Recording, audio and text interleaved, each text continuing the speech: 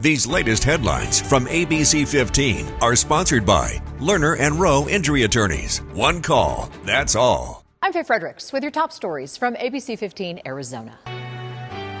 Checking some of the top stories we've been following in the last 24 hours. ABC15 pushing for answers following two deadly police-involved shootings in the Valley Wednesday. Most recent near Chandler Boulevard and McClintock. Chandler police tell us it started as a domestic dispute and ended with officers shooting and killing one person. Our newsroom working to learn what unfolded before those shots were fired.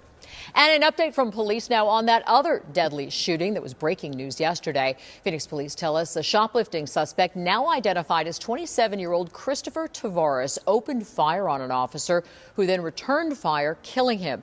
This was near 35th Avenue in Roosevelt. No officers were hurt at either scene. We're sticking to our promise to stay on top of teen violence in our community. Today, the suspects in the Preston Lord murder case are back in a courtroom for a status conference.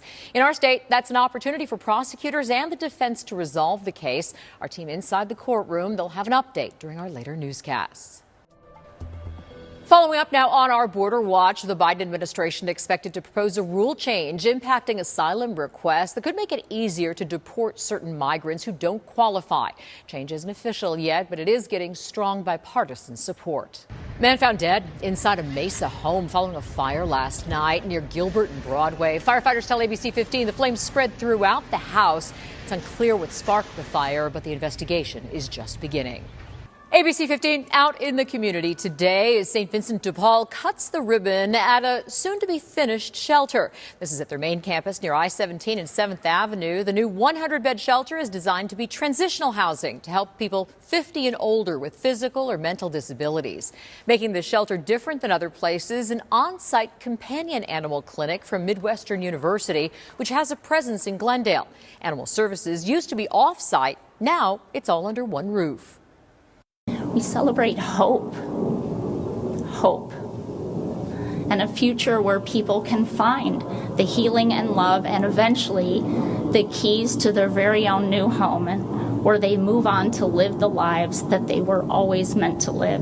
Tracking big changes from the CDC that could impact dog breeders. The agency updating the regulations for bringing dogs into the U.S. in an effort to prevent rabies. All pets must appear healthy, be at least 6 months old, microchipped, and have a CDC form filled out online. Those rules go into effect August 1st. Graduation ceremonies at the U of A today for a senior class walking across the stage for the first time. For some of the seniors, they say this really means a lot to them because their high school experience was cut short in a sense. When they graduated back in 2020, they didn't get to walk in their ceremony, take graduation pictures, or even say goodbye in some cases. One senior spoke with our Scripps News partners in Tucson about the changes she's seen in the last 4 years. My whole freshman year was online in a dorm room, but I got really close to all my friends up there, so that was nice. Everything's just kind of opened up in the university, which has made me feel more a part of like a community. And it's going to be a busy few days as seniors are getting those diplomas. University says all parking garages on campus are free for commencement. But if you're planning on being in the university area this weekend, expect some delays with a lot of traffic in the area. Taking action to keep children safe, U.S. lawmakers are planning to introduce a bill today to limit the amount of heavy metals found in baby food. Multiple reports in recent years have detailed concerning levels of the contaminants in foods. The FDA only has limits for heavy metals in 2 types of baby food, infant rice cereal and juice. Bill would direct the agency to develop maximum allowable levels for toxic heavy metals found in additional baby food. It would also set standards for testing final food products. I'm Chief Meteorologist Amber Sullins. Tracking a sunny and warmer day here in the valley tomorrow. 60s in the morning, 80s at lunchtime, and a high of 93 degrees here in Phoenix around 4 p.m. tomorrow afternoon. Breezes have been an issue throughout the week. As we look at that forecast tomorrow, some breezes picking up on the eastern rim and in the White Mountains, as well as out near Bullhead City. Much of the rest of the state winds will be fairly light throughout most of the day. Just a light breeze between about 4 and 6 p.m. across the high country and across southern Arizona tomorrow as well. well.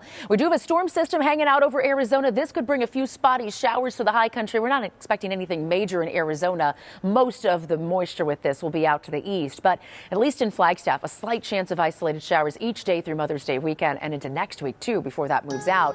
And as we look at the forecast here in the Valley, we are heating things up this Mother's Day weekend. Phoenix up to 98 on Sunday, with the triple digits back next week. These latest headlines from ABC15 are sponsored by Lerner and Rowe Injury Attorneys. One call, that's all.